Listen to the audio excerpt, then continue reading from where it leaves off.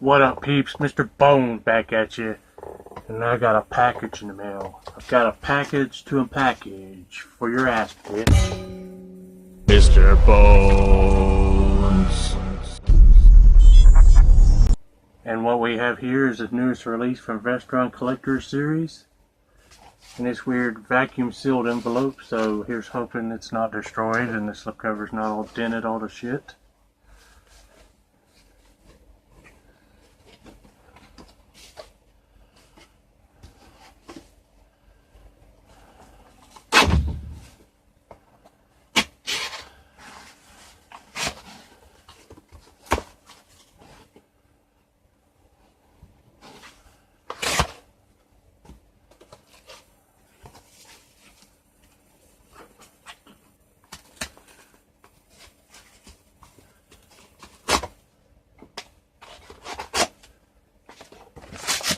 There's like no correct way to open this. I've slid it 2 spots and it's not opening. The fuck?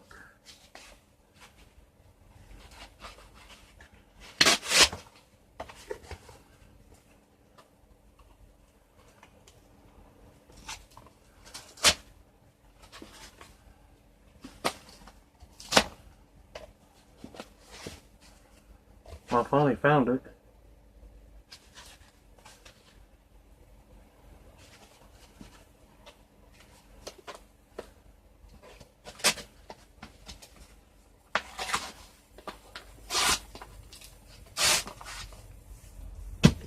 This is so strange. It's like vacuum sealed all the way around.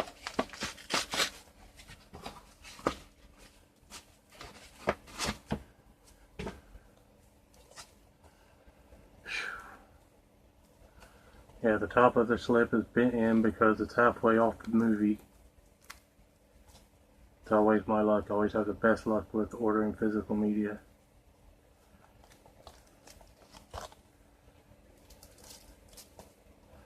Anyway, what we have here is a new Vestron Collectors Series release of Gary Busey's Hider in the House.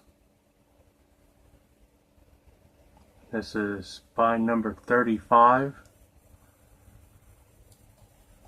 I've never seen this or heard of it until they released it. I've seen plenty of people talk about it, say they have heard of it and they like it.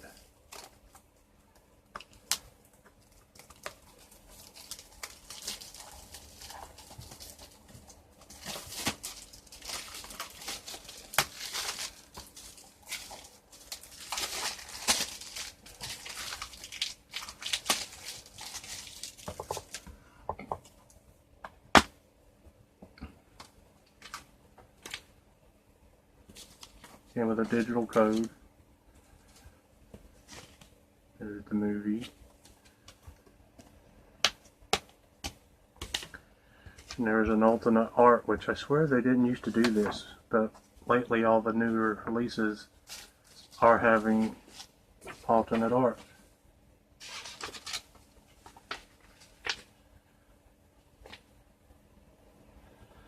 And this is a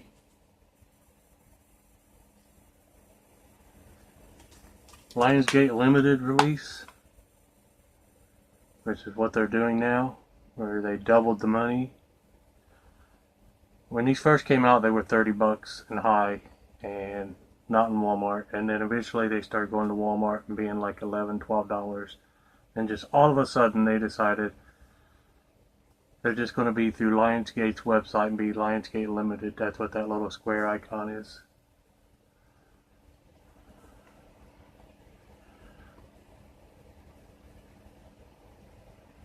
You can't lock him out. He's already in. Hider in the House with Gary Busey.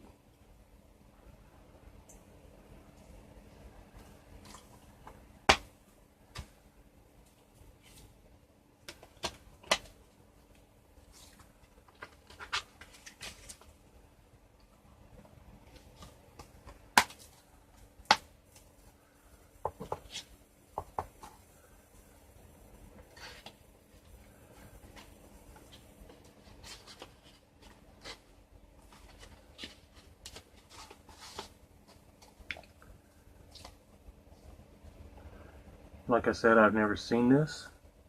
Look forward to checking it out. You know what? Be right back. Okay, Gary Busey's Hider in the House. 1989's Hider in the House. Directed by Matthew Patrick.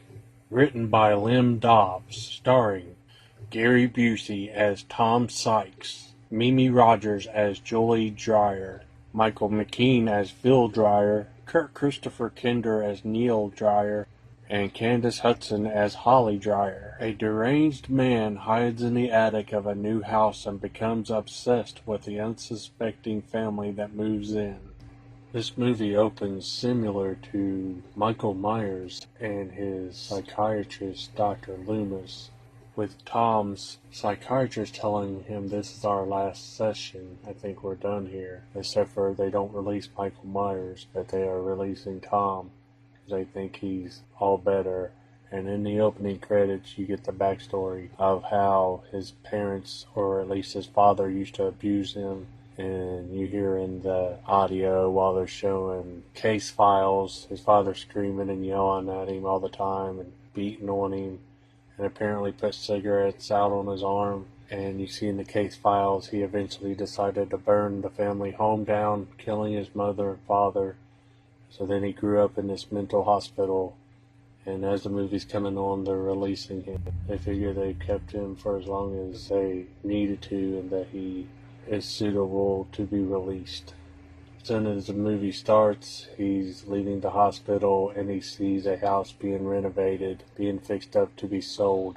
And while they're working on it, he sneaks in there and builds his own little walled-in area in the attic to hide in the walls and monitor the family. He taps into their intercom system that's ran throughout the house where he can listen and spy on them. And throughout the movie, he just conveniently shows up at the son's school where he sees bullies picking on him, pulls a bully off from him, then shows up later at his house and shows him how to defend himself, and just conveniently shows up when the little girl of the family is about to jump in the pool and possibly drown herself to death to try to get her ball that fell in there, and he gets the ball for her.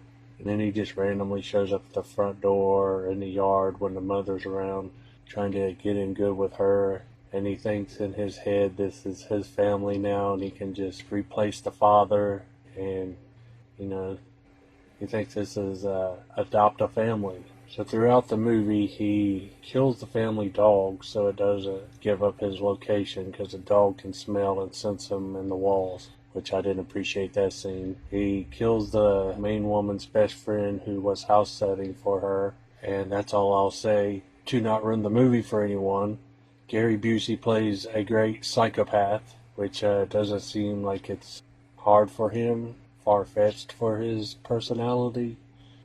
This movie was a good watch.